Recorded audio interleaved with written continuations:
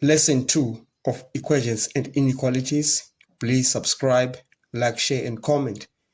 In this first example, we are solving the equation 8x squared plus 12x minus 8 is equal to 0. What we need to do is to reduce this equation, right? We are going to factor out 4 because 4 is a common factor. So we are going to say 4. On this one, we remain with 2x squared. On that, we remain with 3x and minus 2. That's going to give us a 0. Now we're going to divide throughout this equation by 4.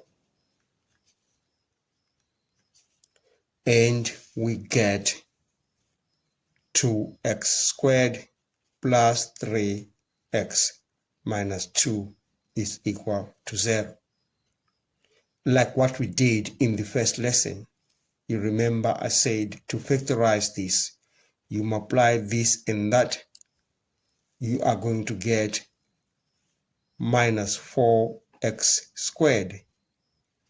And then you look for two numbers that if you multiply, you get this product. And if you add, you get that. So we say and 3x. All right. So you can use the method of trial and error, but I've found them. I got those factors. Those factors are actually 4x and minus x. Because if I say 4x times minus x, I'm going to get minus 4x squared. When I multiply them, I get that. When I add this and that, I will get that. All right. So now you're going to replace these two at the place of 3x, because if we say 4x minus x, you're going to get positive 3x.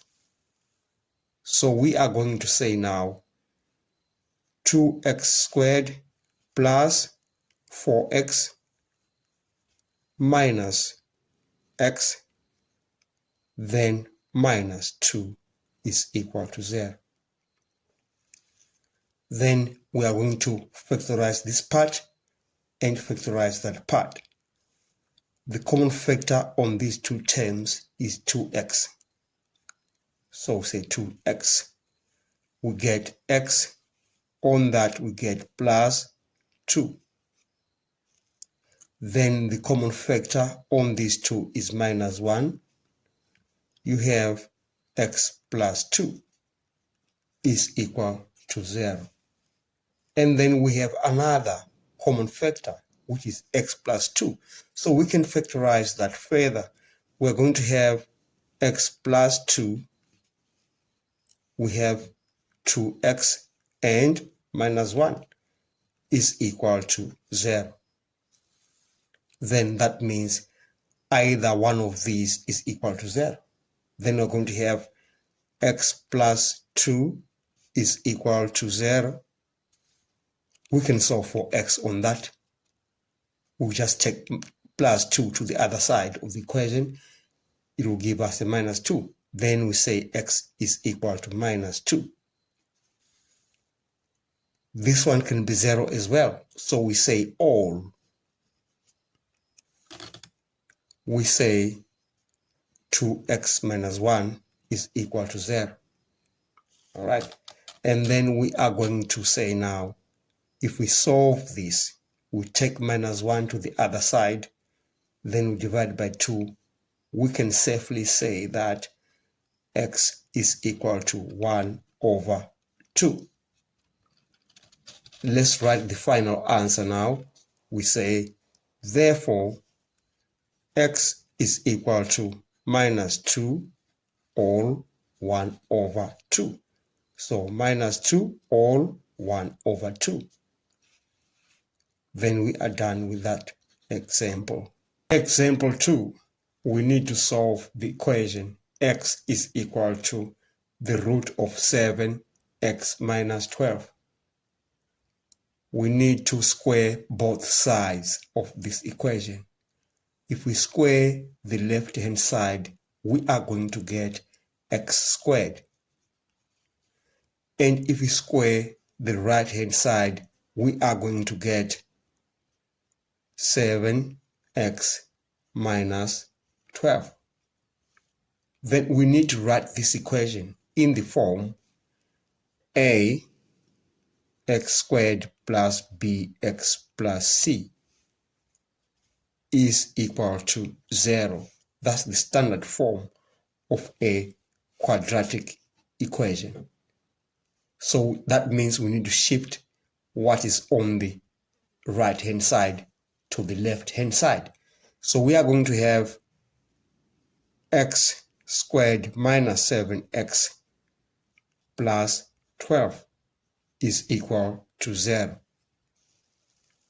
Then again, we are going to use that method of factorization that I have been stressing about. Like I was saying, you multiply this and that, you're going to get 12x squared. Then you say and 7x factors. So we are looking for two numbers that if we multiply them, we get that. We add them, we get that. And what are they? I have them.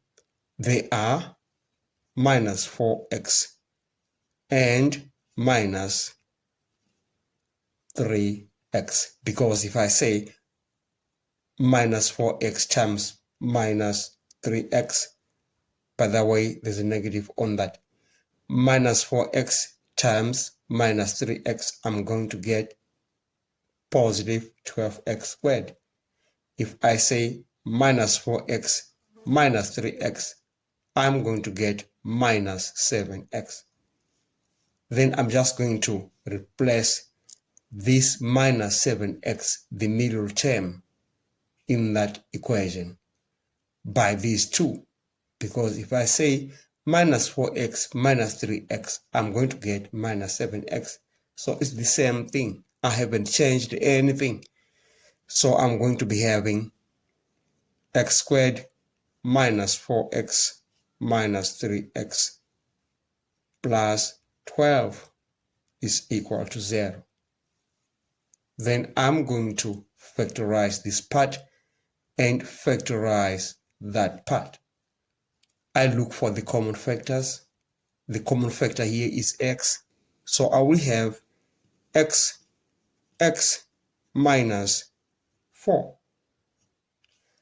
On this side, the common factor is minus 3. So I will say minus 3.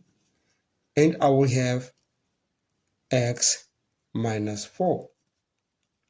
And again, I have the common factor, which is x minus 4. So I can factorize that further. I will have x minus 4 into, I divide that into that, I get x, into that, I get minus 3. That's giving me a 0. Then it's either one of these two is equal to 0, which means I'm going to say x minus 4 is equal to 0. And automatically, you know, I take this minus 4 to the other side of the equation, I'll have plus 4. So that means x is equal to 4. Then I'll say all this other term, factor, can be 0. So I will say x minus 3 is equal to 0. And that means x is equal to 3. Therefore, the final answer can be written as, therefore, x is equal to 4 all 3. We are done with this lesson. Thanks for watching. Please don't forget to subscribe, like, share, and comment.